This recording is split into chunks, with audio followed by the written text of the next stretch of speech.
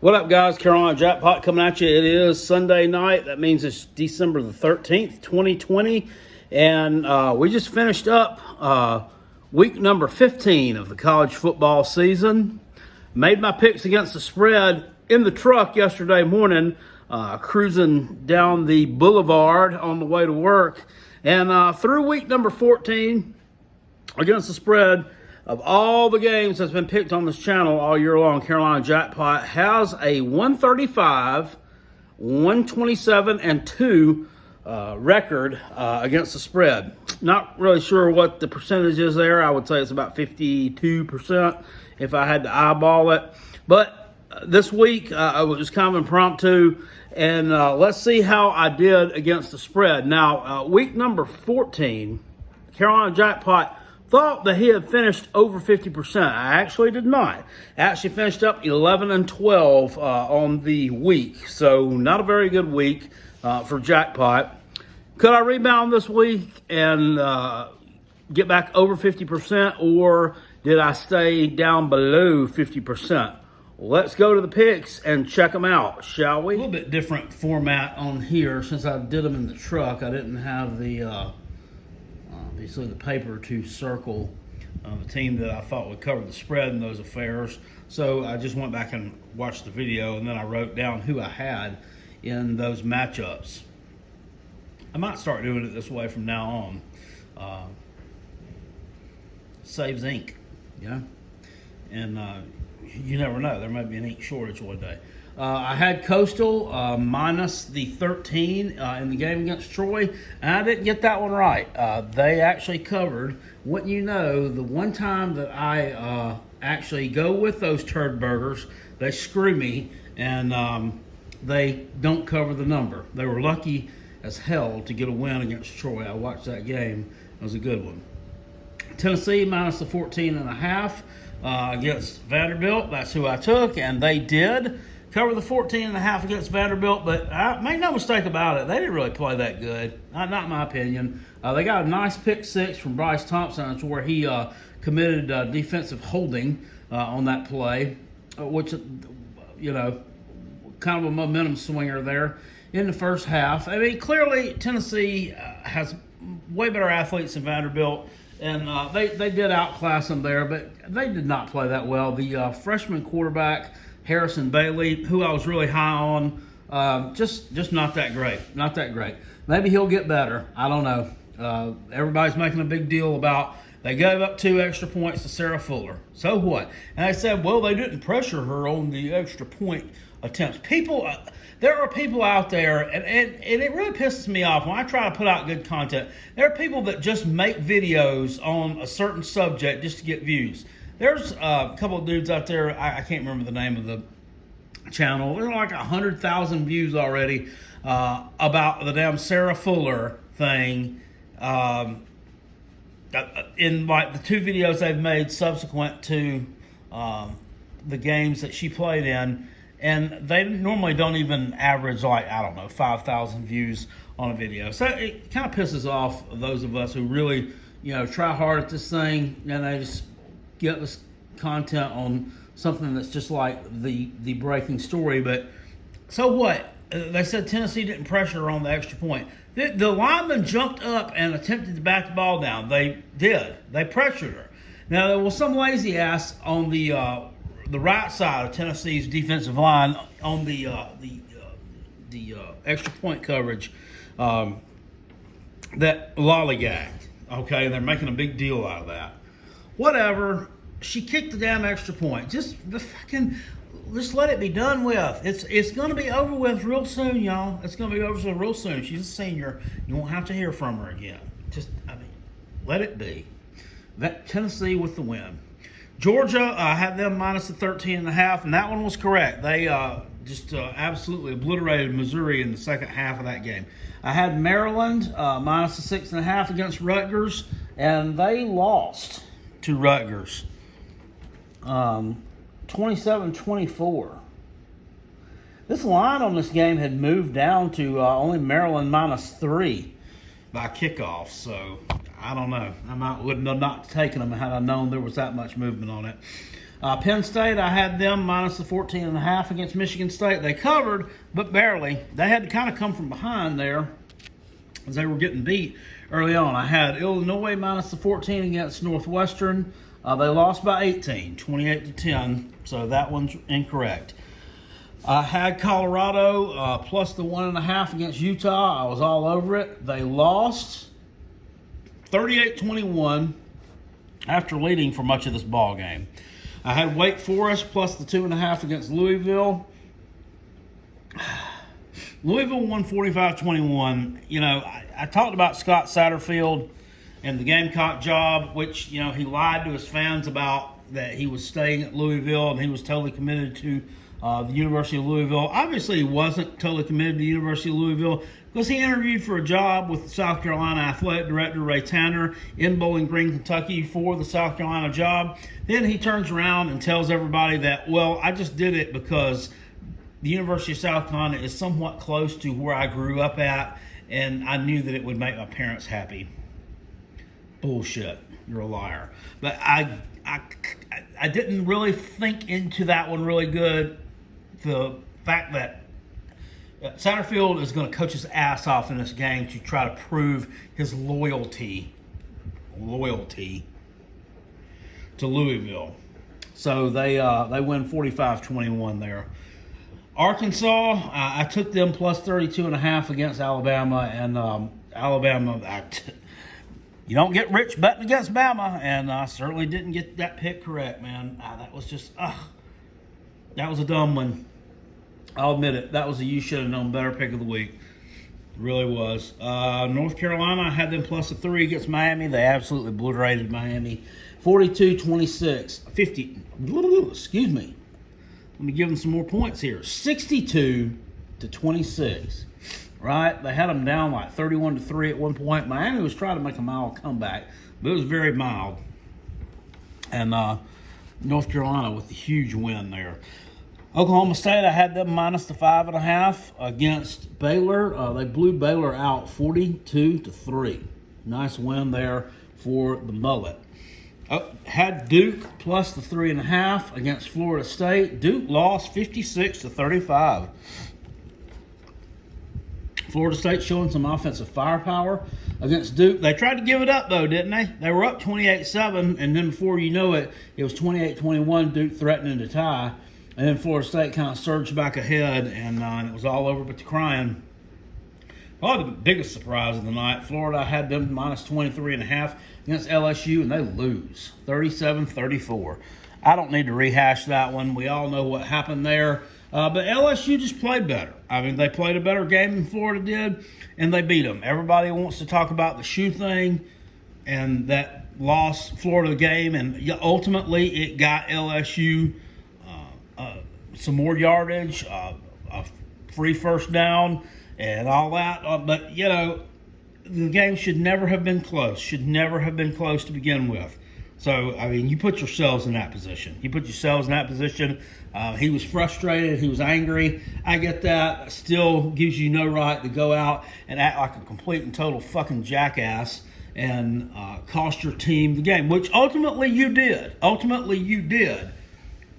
But at the same time, all of you and your collective efforts cost your team the game. Your team cost your team the game.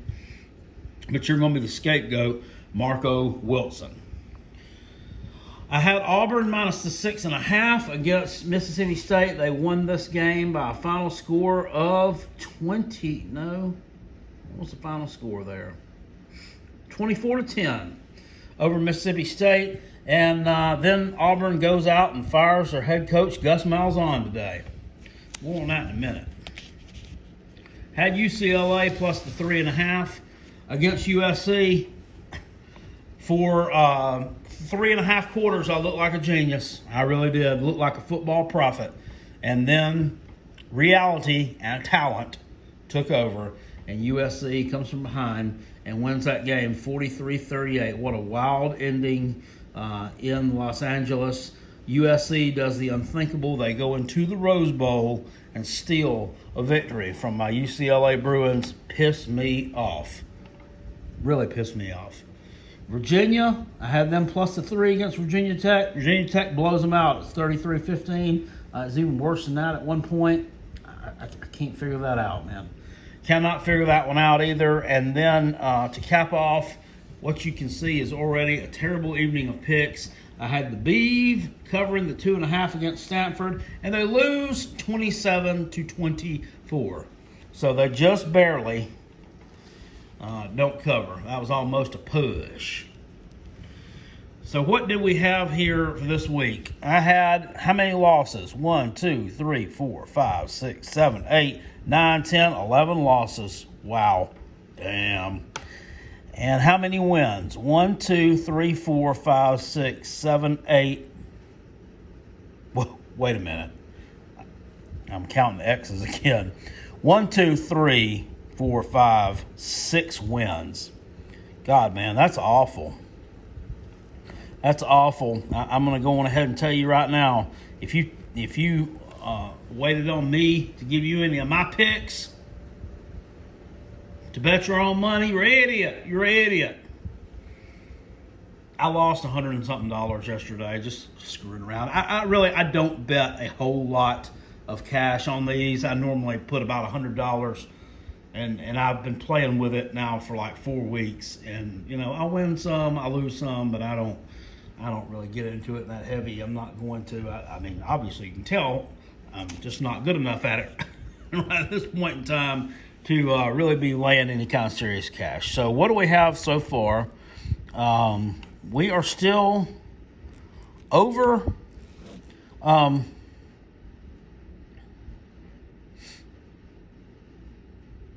still over 500 now, but it's not much. We're over 50%. Excuse me. 141, 136, and 2, right? No, 138 and 2. I knew I was doing something wrong there. I did graduate high school. Whether you believe me or not. So I was up by 8 games there. Now I'm only 3 games ahead. Yeah, that's right, because I was 5 behind. So 148, 138, and 2. As we head into week number 16, which will be the final week of the regular season / conference championship games. Got to come out with a strong week this week to finish above 50% for the year. Can I do it? I think I had. I've had 2 weeks. This was a really, really bad week. This was a huge turd. Last week was just a small shit stain. I was only 1 game under, so that one wasn't that bad. I've had bad weeks before. As you've seen before on this channel, about a month ago, I was like something like 70%. So, it bounces back and forth, but not making excuses. I have not had enough time to do the research that I normally would on these teams. Had I had the time to do that research, I guarantee you that this would have probably been good for at least another 4 wins, 4 to 5 wins probably against the spread than what I have right now. So that's it. Week number 15 is in the books. Most everybody's regular season is over with.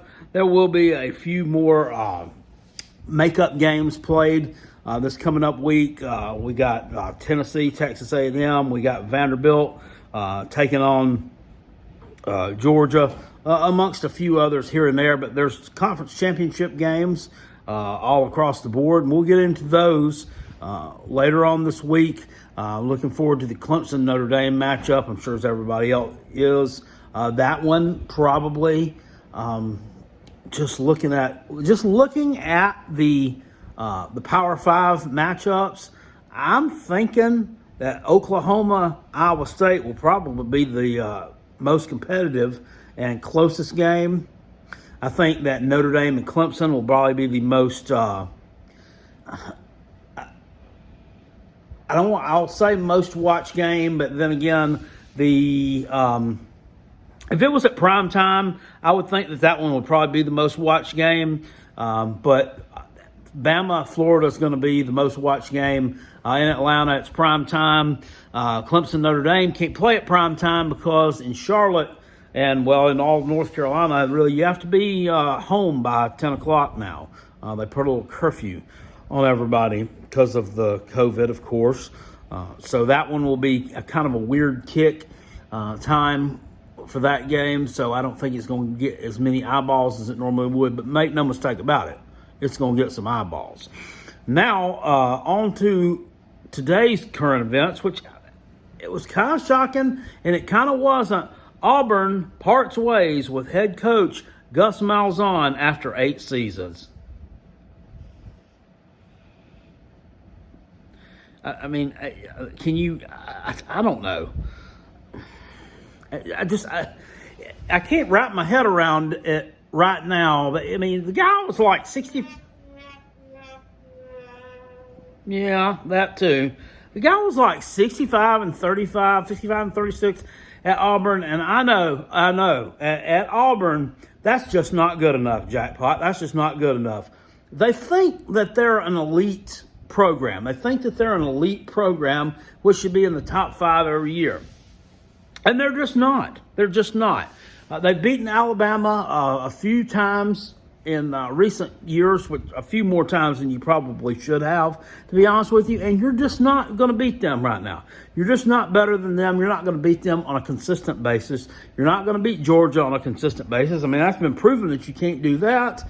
So, I mean, who do you think that you're going to get in there that's going to do better? I don't know. People are talking Hugh Freeze. Okay, whatever. Hugh... And I hate to say it, and I'm not trying to make it sound like sour grapes. Sour grapes. You got to grip them. Y'all remember that video. Sour grapes in South Carolina didn't get him, or we didn't go after him or whatever. I think that South Carolina just didn't want the baggage that goes along with the guy. Does Auburn really want the baggage that goes along with him? I don't know. I'm not sure about that one. I don't see them hiring Steve Sarkisian, the Alabama offensive coordinator, either. I mean, he's an Alabama man. I don't see he's not by trade, but he is after the past few years coaching under Nick Saban. He is the Alabama man. Hugh Freeze to me seems a little bit overrated. I'm sorry if that's not a popular opinion. Well, I don't care. If you think it's an uneducated opinion of mine, I really don't care about that either. I mean, he just is. I mean, it's just not that great of a hire to me, and I'm glad with what we've got. Glad what we got in Columbia. I'm glad to have someone who's familiar with the program, someone who is passionate about South Carolina and loves this place and wants to be here. And plus, on top of that, and I ain't trying to be gay here or nothing, but he's younger and a little bit better looking than Gus or Hugh Freeze, and that means something too. But, I mean, you fire Gus, we'll see where that gets you. $21 million buyout, $21 million. That is unreal. And I thought the Muschamps was a lot. God, man. It's going to set y'all back behind the 8 ball somewhere financially. It's going to set you back somewhere, but good luck. Hope you get the man of your dreams, because for that kind of damn money, I think I could have just held on to him for one more damn year, because I honestly don't think, outside of maybe Michigan, I really don't see any other of the big name schools dropping their head coach after this year. So I think you could have gotten Hugh Freeze next year, and you probably would have saved a little bit of money for yourselves there on the Gus Malzahn termination, but you did what you got to do, I guess. All right, guys, I will see y'all later. Appreciate you watching the video. If you enjoyed this content, please hit it with a thumbs up, and subscribe to the Carolina Jackpot channel, and join us at 9:30 tonight for the live recording of the Rob and Kale show here on YouTube for our podcast. I'll put a link to it in the description box below. I'll see y'all later. Preach. Go Gamecocks. Woo!